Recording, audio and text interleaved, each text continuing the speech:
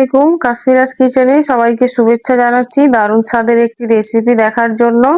আমার আজকের recipe chicken মহারানি। এই রান্নাটা বানানো যেমন সহজ তেমনি এর স্বাদ কিন্তু আপনাদের মুখে লেগে থাকবে বহুদিন। তো চলুন আজকে রেসিপিতে কি কি লাগছে সেটা দেখে নিই। একদম সহজভাবে বানিয়ে দেখাবো। চিকেন মহারানি বানানোর জন্য আমি এইখানে নিয়ে নিয়েছি 600 গ্রাম চিকেন উইথ বোন নিয়েছি।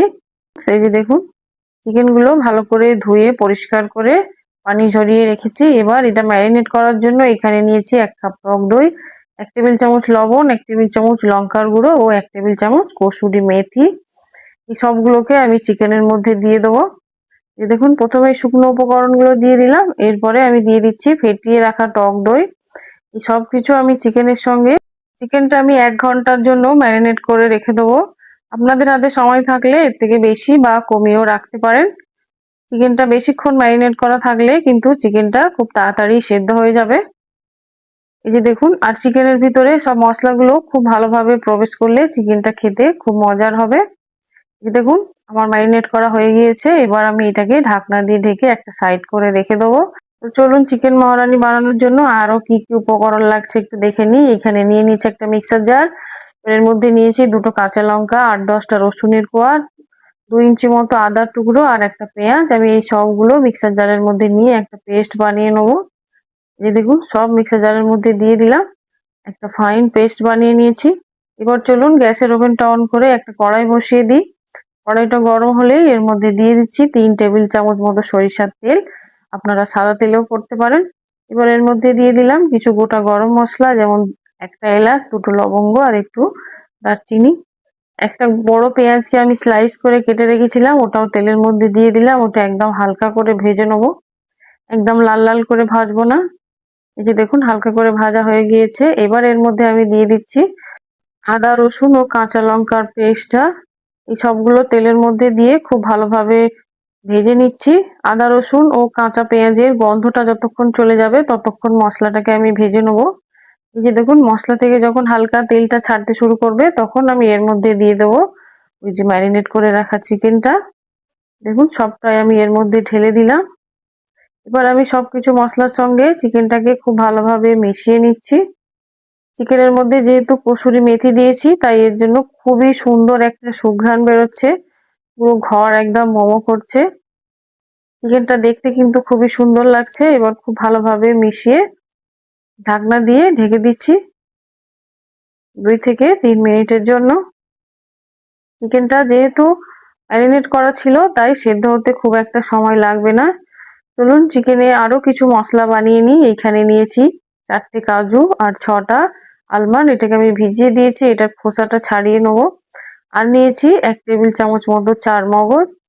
এই সব কিছু বাদামগুলোকে একটু ছোট ছোট করে কেটে আমি নিয়ে নিয়েছি একটা মিক্সার জারের মধ্যে। এবার এর মধ্যে দিয়ে দিচ্ছি একদম হাফ কাপ পরিমাণ দুধ। দুধটা দিয়ে খুব ভালোভাবে একটা ফাইন পেস্ট বানিয়ে নেবো।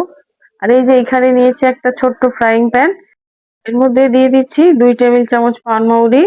এটাকে আমি ড্রাই রোস্ট করে হালকা ক্রাশ করে নেবো।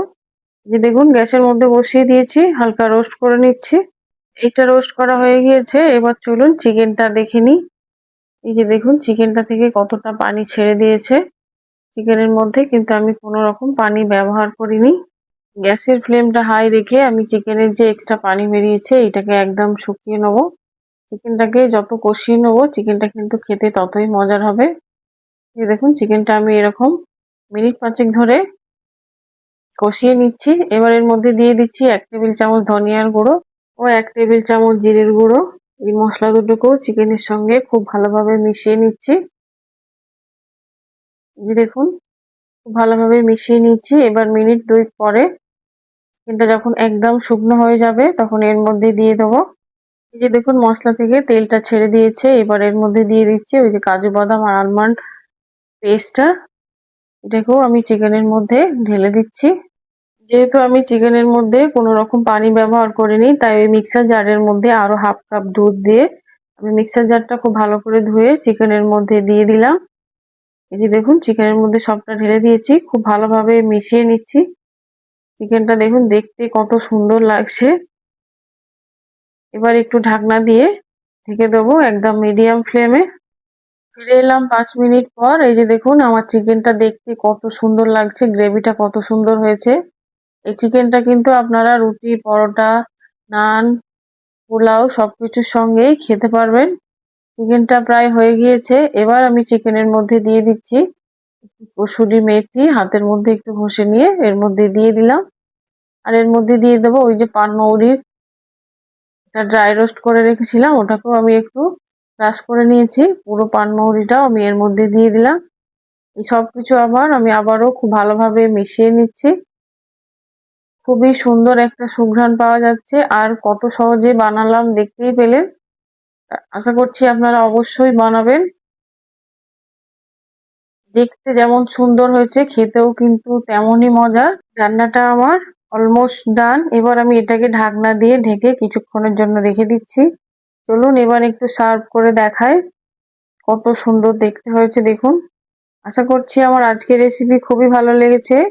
ভালো লাগলে একটা লাইক করে আমার চ্যানেলটি সাবস্ক্রাইব করে পাশে থাকা বেল আইকনটি ক্লিক করে দেবেন, যাতে আমার ভিডিও নোটিফিকেশন সবার আগে আপনার কাছে পৌঁছে যায়। আর বেশি বেশি শেয়ার করে দেবেন। আর অবশ্যই আমাকে কমেন্ট করে জানাবেন যে ভিডিওটা আপনাদের কেমন লাগলো। আবারও নিয়ে আসবো অন্য এক রেসিপি। সবাই ভালো থাকবেন। আল্লাহ হাফিজ।